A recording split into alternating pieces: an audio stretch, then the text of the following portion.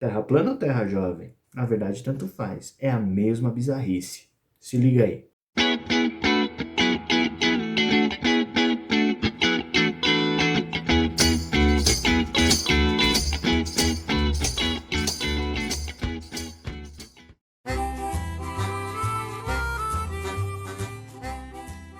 Salve, salve pessoal do NetNature, tudo bem com vocês? Aqui é o Victor e eu tô gravando esse vídeo para fazer uma reflexão a respeito de um tema um tanto quanto bizarro, porque algum tempo atrás um grupo dos defensores do criacionismo e design inteligente se sentiu ofendido quando viu alguns terraplanistas se assumindo também como criacionistas. E de fato eles são, né? Quando você olha um terraplanista discursando, ele vai defender que a Terra não é um planeta, então ela pode ser plana, e é considerado um reino criado por Deus, um reino de Deus.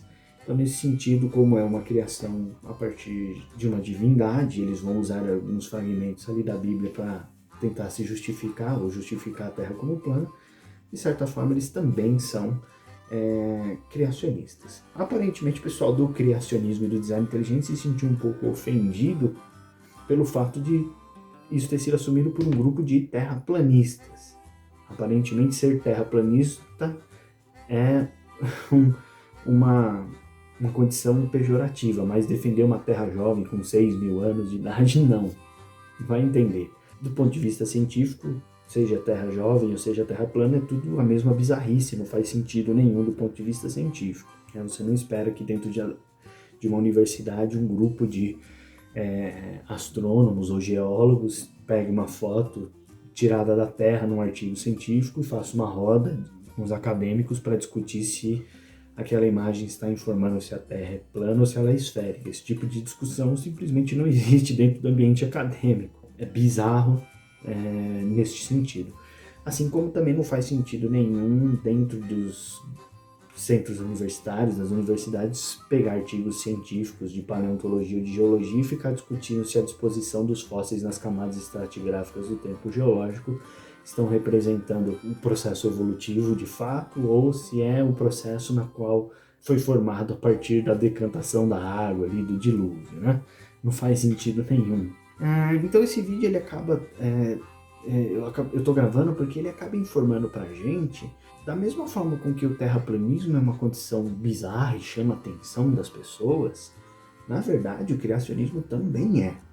O criacionismo só não chama tanta atenção como o terraplanismo, porque o terraplanismo é uma condição de negação de uma coisa que é muito mais óbvia, é muito mais forçado. É uma negação que do formato do planeta num momento em que a gente está explorando o espaço, um momento em que a gente tem uma quantidade de informação muito grande a respeito do nosso planeta. E no criacionismo, não. Ainda existe voz dentro do criacionismo porque ele ainda tenta manter uma narrativa exatamente como aquela que a gente vê dentro de Gênesis, né? Principalmente o primeiro ali, capítulo de Gênesis, né? Os primeiros versículos, que é uma narrativa de como supostamente Deus criou o universo, a Terra como sendo o palco, o cenário onde a vida vai protagonizar a sua peça e em especial uma forma de vida que supostamente foi feita à imagem e semelhança de seu criador, que seria a espécie humana. Isso é bastante interessante porque permite a gente fazer algumas comparações de similaridade entre os dois movimentos, seja o terraplanismo ou o criacionismo defensor do design inteligente. Na prática, compartilham muitos elementos em comum, tanto do ponto de vista do que os torna uma pseudociência, mas também da narrativa e também de uma série de tentativas de se justificar a partir de argumentos que acabam não fazendo sentido nenhum e acabam tendo um efeito justamente oposto. Vale lembrar que esse tipo de pensamento, esse tipo de movimento, ele só surge graças à internet.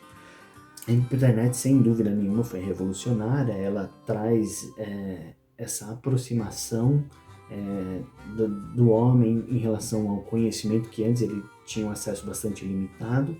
Então ela acaba criando um meio de acessar informação de qualidade e de popularização de conhecimentos muito específicos, né? A popularização de conhecimento científico, por exemplo, a divulgação de conhecimento científico foi muito beneficiada com o desenvolvimento da internet. Isso tem dois efeitos colaterais. O primeiro efeito colateral é que as pessoas agora entram, por exemplo, no Google, pesquisam um pouco sobre um determinado assunto da esfera científica, e ao ler um pouco daquilo, ela já começa a sentir ou tentar se apresentar como alguém que tem um conhecimento amplo naquele assunto. Né? Então dá a falsa impressão de que você conhece muito daquele assunto, às vezes até mais do que um próprio pesquisador ou um especialista da área. Né? É muito comum as pessoas, por exemplo, entrar na internet, né, para pesquisar um conjunto de sintomas que ela está sentindo para saber o que pode ser que ela tem. E aí aparece lá uma lista de doenças em que aquele sintoma que corresponde àquele sintoma, e uma lista de medicamentos, e a pessoa acha que ela tem o direito de se diagnosticar e de se automedicar. Esse é um efeito colateral desse processo que a internet acabou facilitando.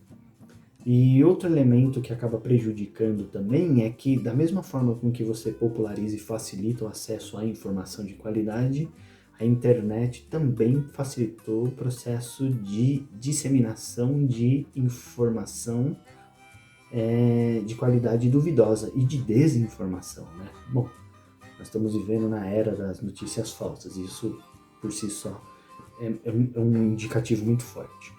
Bom, a internet, a partir dos anos 2000, começou aquela explosão dos blogs, e então aquelas pessoas que antes tinham aquelas ideias meio malucas, aqueles discursos meio ignorantões, começaram a encontrar na internet esses espaços e começaram a se apresentar ali. E com a vantagem, inclusive, de ser anônimo.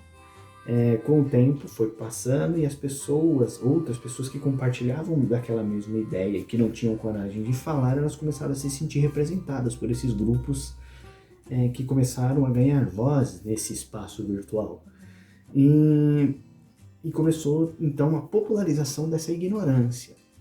Então, nesse primeiro movimento, a gente tem esses grupos se tornando presentes na internet. E um segundo movimento que você tem é eles começarem a se juntar nas redes sociais.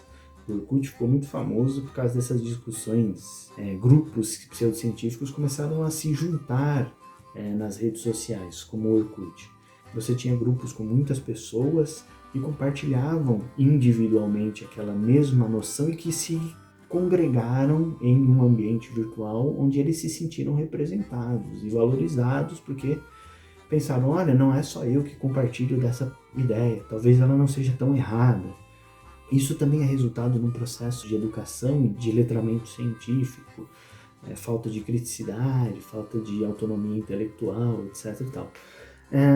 Então essas pessoas começaram a se sentir representadas nesse segundo momento nas redes sociais, no Orkut, e elas migraram para as outras plataformas de redes sociais como Facebook e YouTube.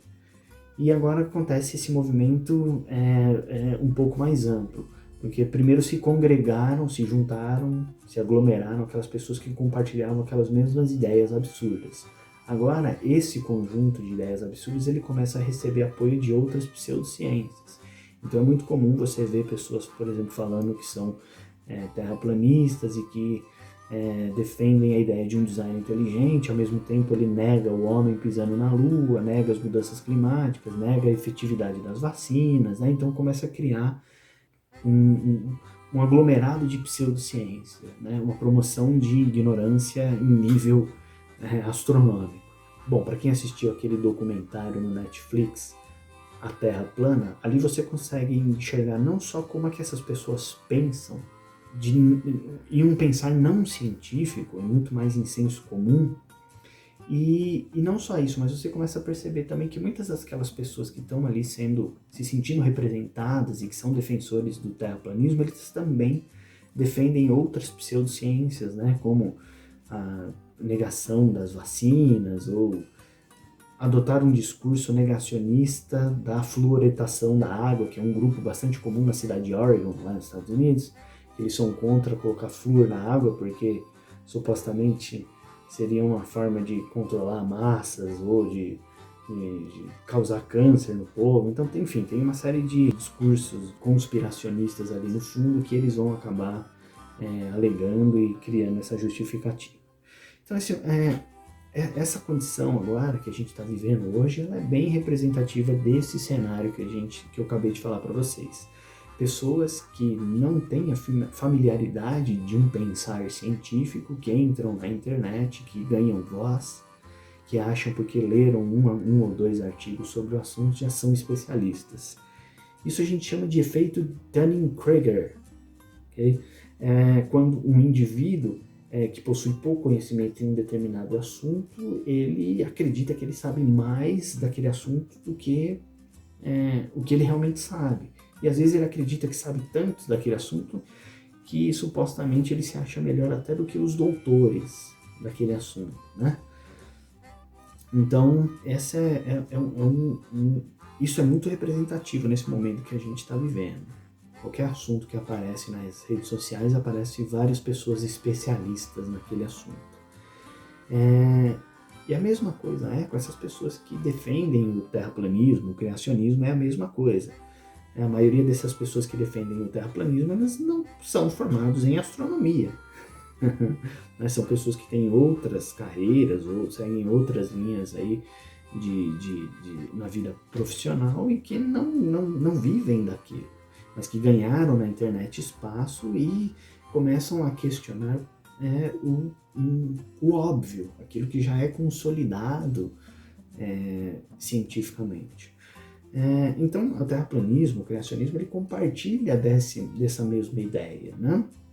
Você tem muitos pastores defensores do criacionismo que estão aí à torta e à direita defendendo uma visão anti-evolucionista e sequer entendem a ideia do Darwin, por exemplo. Sequer sabem do que se trata a teoria da evolução. Sequer conseguem diferenciar a teoria de evolução de saltacionismo. A maioria deles não consegue. A maioria das pessoas acredita, a maioria desses criacionistas acredita que um casal de ursos, por exemplo, cruzou e nasceu uma baleia. Isso é saltacionismo, não tem absolutamente nada a ver com teoria da evolução. Muitas características são compartilhadas em comum ou são muito próximas quando a gente olha criacionismo e terraplanismo. Eles são muito próximos em vários pontos. Bom, a primeira delas é que a defesa deles é baseada em uma narrativa religiosa, bíblica, e não científica. Então você tem uma narrativa do criacionismo defendendo ali uma leitura literal ou metafórica do Gênesis 1, o primeiro capítulo ali, em que vai fazer uma descrição de como supostamente o universo teria sido criado por Deus. Aquela narrativa mítica, ela é interpretada por alguns criacionistas de forma literal, então os caras acreditam que realmente foi 6 dias de criação, homem vindo do pó, mulher da costela, etc e tal, o que não faz sentido nenhum do ponto de vista científico, E alguns ainda tentam trazer uma narrativa, ou tentar uma interpretação metafórica, diante da impossibilidade, ou diante da bizarrice que é interpretar aquilo de forma literal. Então muitos deles falam, não, mas esses 6 dias da criação pode ser que cada dia se represente alguns milhões de anos. Bom, até hoje nenhum criacionista conseguiu apresentar um critério em que ele consiga defender essa ideia, Qual é o critério para separar, por exemplo, uma leitura da Bíblia, ou um fragmento da Bíblia que seja literal e outra metafórica? Como você faz essa distinção? Então esse é uma ausência de critério que acaba contribuindo com a dificuldade em relação ao criacionismo e que também tem uma comparação com o próprio terraplanismo, Porque o terraplanismo ele vai defender que a Terra ela é um reino e ela não é um planeta. Então ela pode ser plana, com um domo em cima, e por ela ser um reino, ela não tem a obrigação de ser esférica. Bom, para quem já assistiu os filmes do Thor, da Marvel, já deve ter percebido que a cidade de Thor, Asgard, é um reino, e é um reino plano. Então, quando ele sai de Asgard, os planetas são esféricas e o reino de Asgard é plano. Daí que a gente consegue fazer uma comparação com o que pensam, como pensam terraplanistas. Então eles defendem esse tipo de narrativa, né? Bom, o criacionismo vai defender que a Terra tem 6.000 anos, uma conta maluca, sem sentido nenhum, e que o universo foi criado, a Terra, para ser o cenário ali da vida, e o homem feito à imagem e semelhança de Deus. No caso do terraplanismo, eles vão defender a sua ideia a partir de fragmentos que eles vão pensando de dentro da Bíblia. Os dois grupos, seja criacionista ou terraplanista, eles vão defender também o seu posicionamento muito mais atacando o próximo do que tentando se justificar como ciência de fato, né? Essa é uma característica dos dois. E para fazer isso, eles recorrem à mesma estrutura, a estrutura da conspiração. Por exemplo, no terraplanismo, existe um discurso de que a NASA mente sobre o formato da Terra, o formato real do planeta, né? Então, uma entrevista aqui feita pela BBC em 2017 com alguns terraplanistas aqui do Brasil, né, os representantes aí desse grupo, uma das alegações desses defensores do terraplanismo é de que há uma motivação financeira e ateia por trás do sistema, especialmente a NASA. A NASA é uma agência de efeitos especiais. Ela é uma pequena fatia do todo. Se não existe satélite, espaço, alguém ficou com bilhões. A motivação é sempre dinheiro. Por outro lado, a teoria do globo exclui a ideia de Deus. Então não só existe uma conspiração em relação à agência espacial NASA, né, que não é a única que existe no mundo, existem várias agências, europeia, tem a alemã e tal, uma série, mas aparentemente ela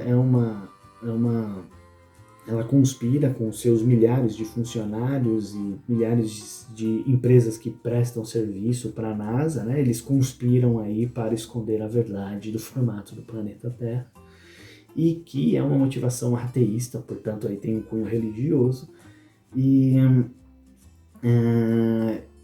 cria aquela noção de eu e nós, né? Então quem está do lado da Terra plana está do lado de Deus, quem está do lado da Terra globo está do lado mundano, né? A mesma coisa você encontra na Terra Jovem, né? Na Terra Jovem você encontra a mesma coisa no conspiracionismo do criacionismo. Então aparentemente as universidades elas escondem a verdade, elas não querem que as pessoas saibam a verdade sobre a criação. Então as universidades mentem, elas produzem falsos conhecimentos ou conhecimentos errados de propósito, e também tem essa visão maniqueísta, né? Se você está do lado do criacionismo, você está do lado de Deus. Se você está do lado de Darwin, você está do lado do ateísmo. Então a mesma estrutura teológica, a mesma noção conspiracionista. Então você tem exatamente a mesma narrativa, claro, ajustada aos seus interesses, mas o discurso é sempre pontuado da mesma forma. Outra estrutura bastante clara aí que aproxima o criacionismo e o terraplanismo é toda vez que eles tentam fazer um experimento, né? O terraplanismo, quando você olha lá, por exemplo, o documentário do Netflix, A Terra Plana, em que eles vão tentar montar um experimento para tentar demonstrar o caráter plano da Terra, né? Existem vários experimentos meio malucos que eles fazem, né? Um deles é apontar aquela régua para o horizonte e dizer que a Terra é plana porque a régua está alinhada com o horizonte, o que não faz sentido nenhum, porque acaba ignorando a nossa dimensão em relação à dimensão do planeta Terra. Mas ali no documentário do Netflix tem dois experimentos que eles vão tentar fazer e que acaba saindo pela culatra, né? Então um deles é colocar duas estacas, uma emitindo luz em relação à outra, né? Um facho de luz. E a ideia é que se a Terra é plana, quanto mais você afasta, você pode afastar o quanto for, na hora que você emite a luz, ela sempre vai chegar no mesmo ponto aqui. Então tem um momento que eles vão se afastam tanto que uma hora a luz para de incidir porque começa a pegar a curvatura do planeta. E aí o experimento dá ruim. Pois é. Aí depois eles fazem um outro experimento com giroscópio, que constata lá o processo de rotação do planeta e tal. E então, assim, sempre que faz experimento, dá errado para os caras. Né? Não faz sentido nenhum, né? Pega a curvatura, né? Seja você observando o horizonte, o navio indo, o navio chegando, né? Que foi a primeira observação feita pelo Estrabo de Amazeia, no ano de 60 a.C. Então você sempre dá esse problema, né? Sempre na hora que ele fazer o experimento dá ruim para os caras. Né? E com o criacionismo também tem esse tipo de problema. Né? Primeiro, da mesma forma que você tem a bizarrice de tentar apontar para o horizonte uma régua e dizer que a Terra é plana, existe também um criacionista que quer datar fóssil usando carbono 14, que não faz sentido nenhum. Carbono 14, a meia-vida dele é 5.730 anos, mais ou menos. Então, a cada 5.730 anos, ele perde a meia-vida, né? Então, ele vai datar aí com precisão até por volta de 70 mil anos. Que é pouco do ponto de vista paleontológico, né? Então, não faz sentido você tentar datar um fóssil com carbono 14. Tá errado, não vai dar certo, não vai dar data nenhuma. É um erro de procedimento, um erro básico, né? Outra ideia errada, e que também deu ruim para os caras, foi a ideia de complexidade redutível, que é defendida pelos criacionistas e especificamente pelo pessoal do design inteligente, né, que foi baseada nesse livro aqui, ó, né, A Caixa Preta de Darwin, de um bioquímico chamado Michael Burry, que não necessariamente negava a teoria da evolução, né, pelo contrário.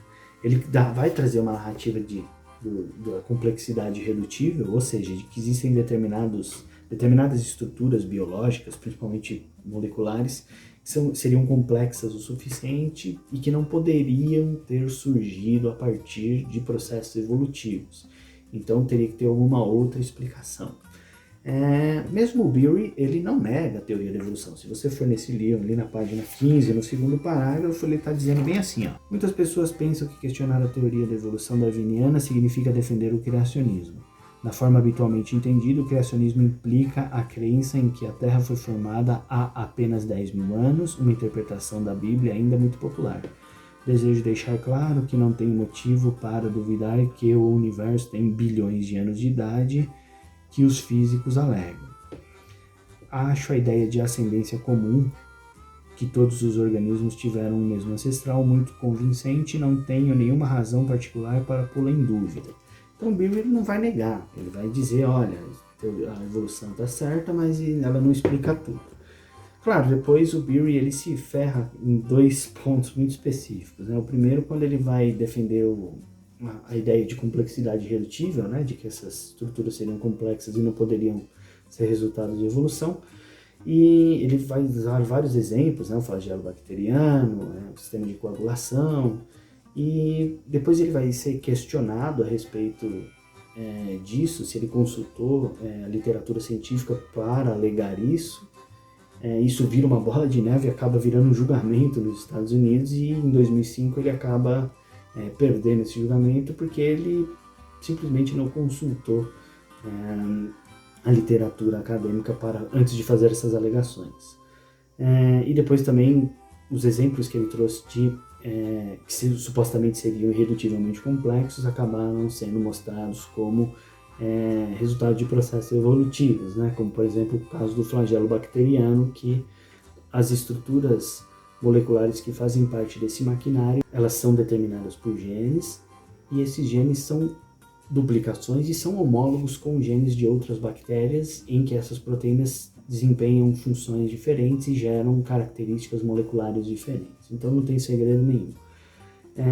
E o segundo ponto foi que a ideia de complexidade irredutível do Bury, que antes não tinha nenhum contexto religioso, acabou sendo abraçada pelo pessoal do design inteligente, defendendo uma linha de pensamento criacionista, e acabou expondo o próprio movimento do design inteligente como um nome diferente, floreado, uma roupagem para o criacionismo. E também um outro exemplo em que os experimentos deram errados para os criacionistas vem lá de 1957, por exemplo, a Geoscience Research Institute, que era uma entidade criacionista. Ela dava oportunidade aí para vários alunos aprenderem, né, sobre a suposta ciência do criacionismo, Então ensinavam ali, né, que aquelas camadas de rochas sedimentares, né, que a gente encontra, né, na natureza, elas foram resultados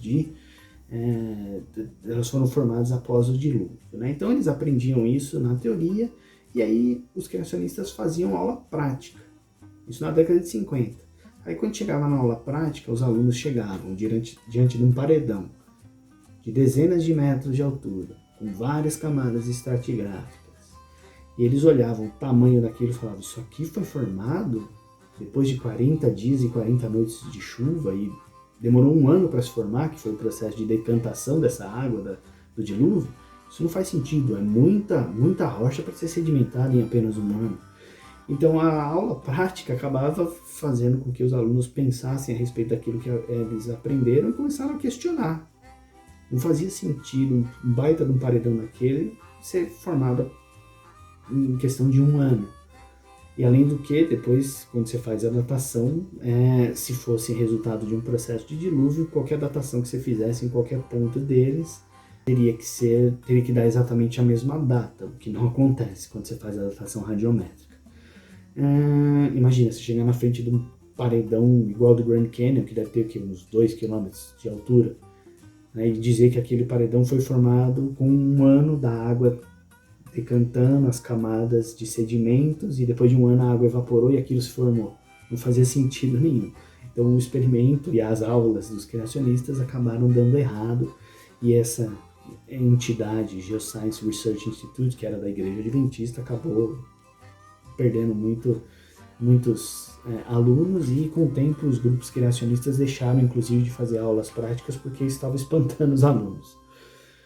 Então isso é uma característica desse grupo. Outra característica do grupo é que o criacionismo e o terraplanismo, eles compartilham exatamente da mesma estrutura de pensamento pseudocientífica, né? A tentativa de subverter a ciência quando ela não está abraçando aquilo que ele está apresentando como verdade, o dogma dele. Então, por exemplo, seja o criacionista, seja o defensor da Terra plana, ele vai tentar apresentar uma roupagem científica ali, né, um ar de cientificidade naquela narrativa dogmática que ele está apresentando, né? É uma narrativa dogmática porque vem de um livro sagrado com uma revelação divina, né? E ele vai tentar dar uma roupagem científica daquilo e vai receber, obviamente, todos os questionamentos que qualquer pessoa faria nesse caso. E aí eles vão tentar justificar aquilo, né, como aquilo que ele está narrando como uma ciência de fato, né, embora os limites epistemológicos não sejam respeitados. E vai chegar um momento em que essa cientificidade ela não vai conseguir ser consolidada, né, e aí vem todo o discurso de conspiracionismo, etc e tal, igual a gente falou antes, e vai chegar um momento em que eles vão começar a criar um próprio método para justificar aquilo que eles estão defendendo. Ou seja, se a ciência não vai aceitar como científico a minha narrativa religiosa, então eu vou criar a minha própria versão da ciência, um simulacro do método científico, mas não é ciência porque o modo de operação é diferente. Na ciência você tem um fenômeno natural, ele vai ser observado, o observador vai questionar como é que aquilo ocorre, né? Vai perguntar como que aquilo acontece, ele vai levantar uma série de possíveis explicações, uma série de possíveis respostas para como é que aquilo funciona e ele vai montar um experimento para testar essas explicações. Essas explicações são as hipóteses e para saber qual hipótese pode explicar melhor aquele fenômeno, ele vai usar os experimentos, vai obter dados, ele vai analisar os dados, usando matemática, física, química, etc. e tal, vai gerar uma conclusão que vai publicar em um artigo científico que vai passar por um processo de revisão. No caso do terraplanismo e do criacionismo, eles não fazem isso, evidentemente.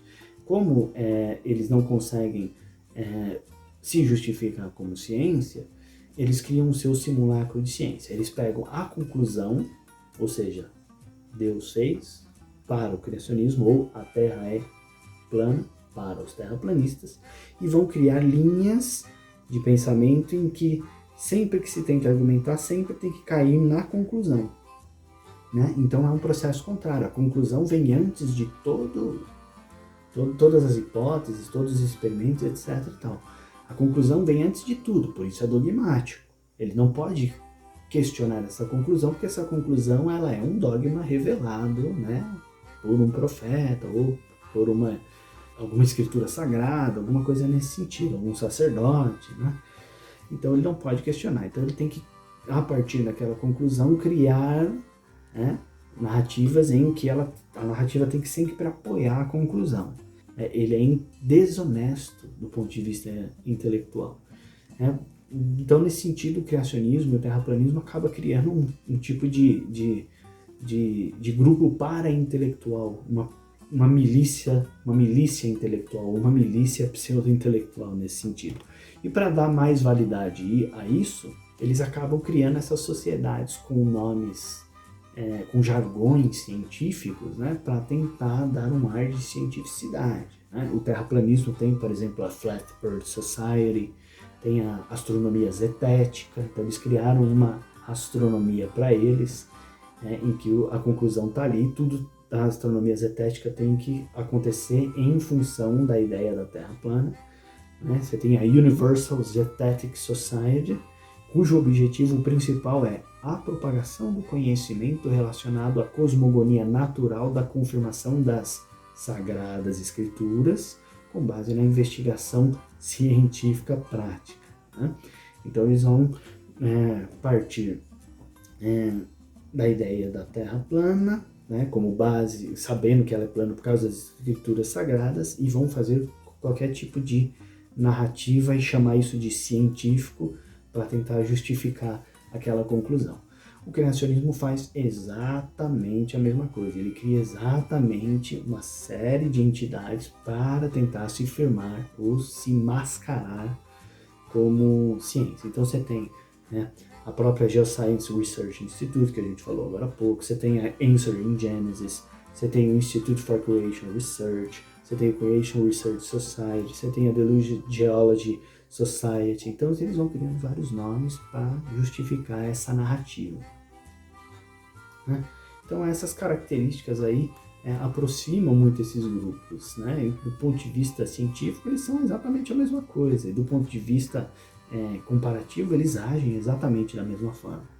A única coisa que tem de diferente é que o criacionismo ele tem mais adeptos por tentar defender uma linha cristã mais tradicional e tentar transformar aquilo que está sendo narrado em Gênesis, aquele mito dentro de Gênesis, como se fosse cientificamente comprovado.